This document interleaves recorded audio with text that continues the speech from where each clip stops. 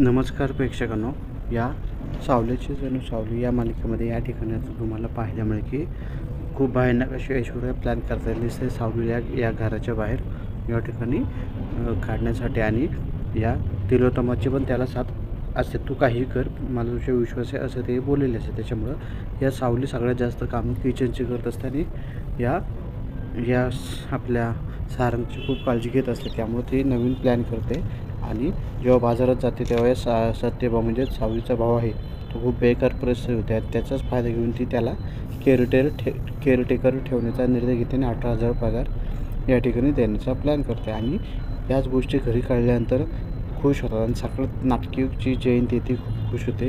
एका क्षणी बोलतो, मला मी खूप काळजी आहे, तू मला सोडून कसं राहायचं. दुसऱ्या क्षणी आत्ताच्या आत्ता निघा, पैसे कमवा आणि मला आणून द्या. अशा प्रकारचं ती वेड्यासारखं आपल्याला वागत असताना दिसते. आणि तसंच इथे तुम्हाला काहीसं पुढे बसताना जसे 18,000 पेमेंट, कधी कोणाच्या कुळात तर होता का एवढा पेमेंट, माझ्या नवऱ्याला नोकरी लागली, दिन काढले, हे काढले, ते काढले, अशी बडबड वायफळ या ठिकाणी ती करताना दिसते. आणि खूप बडबड करताना या ठिकाणी दिसते. बिचारा सत्यभा एक ठिकाणी असाच बसलेला असतो, नोकरी भेटली, खूप आनंदात तो असतो. आणि ही तिची टिवटिव बडबड काय बंद करायची नाव घेत नाही. तिची बडबड त्या ठिकाणी आपल्याला सतत चालूच दिसते. तो सगळेजण इथं वागतात. आणि हे शेवटी काय बोलतात, आता मस्त 18,000 पगार आला ना, आपण एक काम करू, मस्तपैकी 3,000 किराणा, 1,000 रुपये औषधं आणि 100 रुपये आईंना, 100 रुपये बाबांना. आणि तुम्हाला काय 100 रुपयाची गरज आहे, तिथं मस्त खाऊन पिऊन आहे. आणि बाकीचे सगळे पैसे माझ्याकडं मस्तपैकी येतील. आणि त्यातलंही पिंडोक एवढं कर्जबाजारी आहे, एवढं लोन आहे आणि एवढं कर्जात डुबले तरी ही नालायकमध्ये 5,000 माझ्या पार्लरला जातील, 3-4,000 माझ्या शॉपिंगला जातील, अशी नाटके करताना दिसते. आणि बाकीचे जे आहे ते मी ठेवेल, कधीही मला लागेल साठवेल आणि आपण स्वतःचा फ्लॅट घेऊ, असं बोलबच्चन टाकताना ही जयंती आपल्याला दिसत आहे. आणि यानंतर तिची बळबळ निवळ चालू असते आणि स्वप्न पण बघते, मस्त आम्ही श्रीमंत झालो आहे, फ्लॅट घेतला आहे, बंगला घेतला आहे, याने बुलेट घेतली, एकदम फॅशनेबल पिक्चरमध्ये कसा हिरो आहे तसा हिरो मस्तपैकी एंट्री करतो आहे. जयंती वेस्टर्न ड्रेसमध्ये खूप छानपैकी समोर देते, खूप छान रोमॅन्टिक गाण्यावर डान्स करतायत, एन्जॉय करतायत. नंतर कळतं की सगळं ते स्वप्न आहे.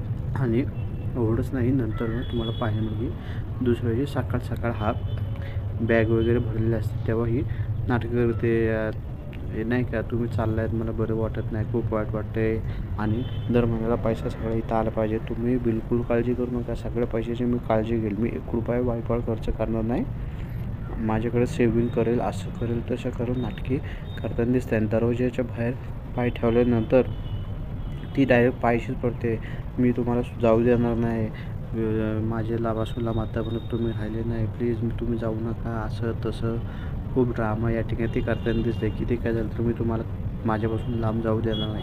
ह्याच्या आईवडिलांना कळतं ही नाटकी. एका क्षणी म्हणते, आत्ता जाता निघा आणि पैसा कमवा, इथे थांबू नका. दुसऱ्या क्षणी मला तुझी काळजी, ही नाटकी ते घरच्यांना कळतं. तेव्हा मग मी काय म्हणते, सत्यभा असू दे ना, एवढे जयंती म्हणते, एवढं विचार रडते तू यासाठी, तर तू एक काम कर, ही नोकरीचं जे आहे ना ते सोडून दे आणि दुसरी नोकरी शोध ना, तुला भेट ना, काय करायचे वेळा काय करता तुम्ही. तर एवढा या ठिकाणी मेहनतीनं नोकरी भेटली, ते पण 18,000ची उठले, 5 आणखी आकडा आहे. तुम्हाला कळतं का आयुष्यात कधी कोणाला नोकरी एवढी भेटली का आपल्या खानदारात, याला नोकरी भेटली आणि तुम्ही नका जाऊ म्हणताय. नाही जा बाबा, सगळं जा आणि मेहनतीने कष्ट लावून खूप ह्याने काम करा, असंही आईवडील या सत्यपाल सांगताना दिसत आहेत. आणि कामाने सगळं खुश झाले पाहिजे, कोणती कंप्लेंट आली नाही पाहिजे असं सुद्धा बोलतात. आणि दही साखर वगैरे आणते मी, तेव्हा तू खा, असं बोलून या ठिकाणी जाते, दही साखर वगैरे देताना दिसते.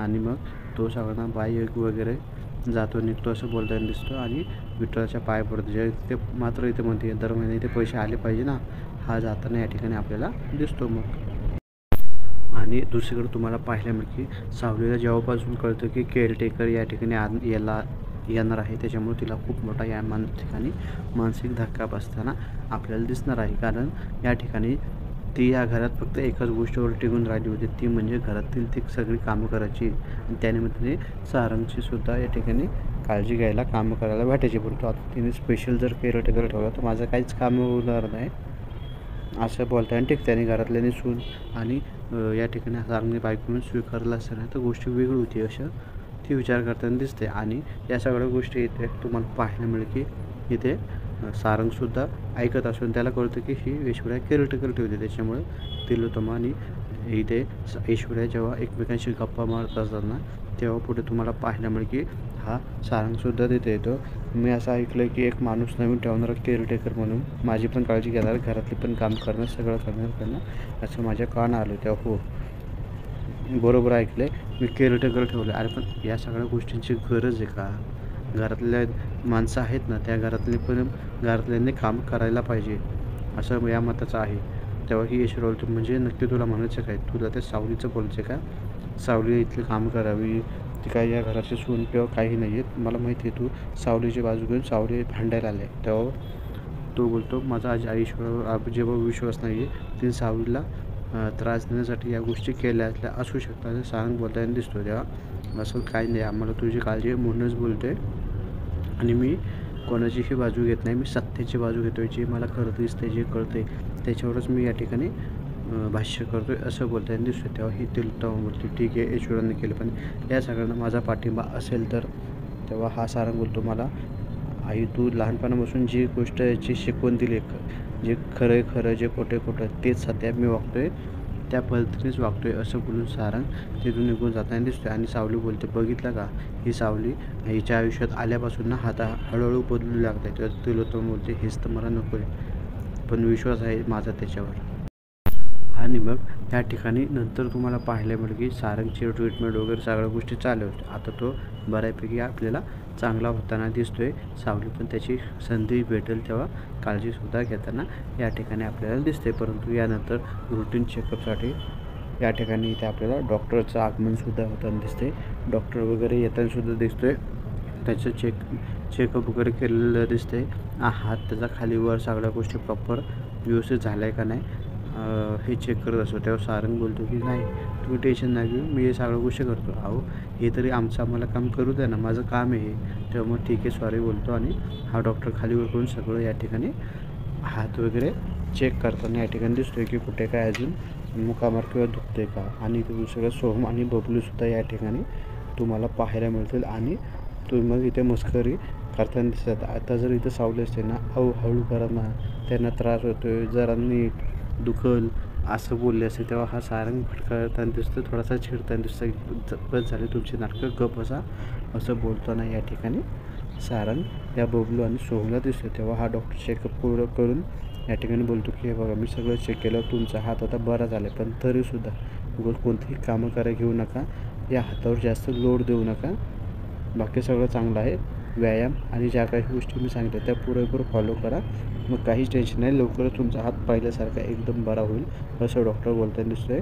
थँक्यू सो मच डॉक्टर असं बोलून तो डॉक्टर तिथून जाताना या ठिकाणी दिसतो आहे. परंतु दुसरीकडे मात्र इथं हा जसा डॉक्टर जातो तसा इथं हा सारंग या बबलू सोहमला या ठिकाणी चांगलाच मारताना दिसतो आहे. तेव्हा अरे आत्ता डॉक्टर बोलले ना हातावर लोड द्यायचा नाही, जोर द्यायचा नाही. तेव्हा तो बोलतो, हो डॉक्टर हे बोलले, डॉक्टर असं नाही बोलले की मारायचं नाही, ते फक्त जोर द्यायचा नाही असं बोलले. आणि माझ्या या हातात दुखतो आहे ठीक आहे, पण दुसरा हात माझा आहे ना, तर दुसऱ्या हाताने तर मी तुला मारू शकतो असं बोलून या ठिकाणी यांची मस्करी वगैरे चालू असताना दिसतात आणि टाईमपास हे सगळं करताना दिसतात. आणि मग या ठिकाणी हा सीन इथे संपवण्यात आलेला आपल्याला दिसतो आहे. आणि मग या ठिकाणी नंतर तुम्हाला पाहायला मिळेल की दुसरा दिवस उजळताना सकाळ तर दिसलेला असतो आहे. आणि हा या ठिकाणी सत्यबा सांगितल्यानुसार इथे बंगल्यावरच्या इथे आलेला असतो. मागं ऐश्वर्या पण येते आणि कामं ज्या काही गोष्टी आहेत ते सांगते. परंतु इथे डायरेक्ट इथं किचनची कामं दिली तर सारंग आधीच खूप भडकलेला असतो. त्याला जसं कळलं सत्यबा आहे आणि हे हिचं सगळ्या गोष्टी तो प्रचंड भडकला असतो. म्हणून ऐश्वर्या थोडी या ठिकाणी आपल्याला घाबरताना दिसते, म्हणून बाहेरची गाडी पुसायची कामं ती देताना दिसते. आणि सावली बोलली असते की मी तुला उद्या फोन करेल, आणि ते फोनसुद्धा या ठिकाणी इथे आपल्याला करताना देते. परंतु प्रत्यक्षात इथे मात्र आजूबाजूला ही बेल वाजते. बघतो तर ही सावलीचा फोन आणि तो प्रचंड घाबरताना दिसतो. तोंडाला कापड विपड लावतो आणि सावली बघते आजूबाजूला कोणाचा फोन वाजतो. आता पाहू मालिकेत काय दाखवत आहेत. धन्यवाद.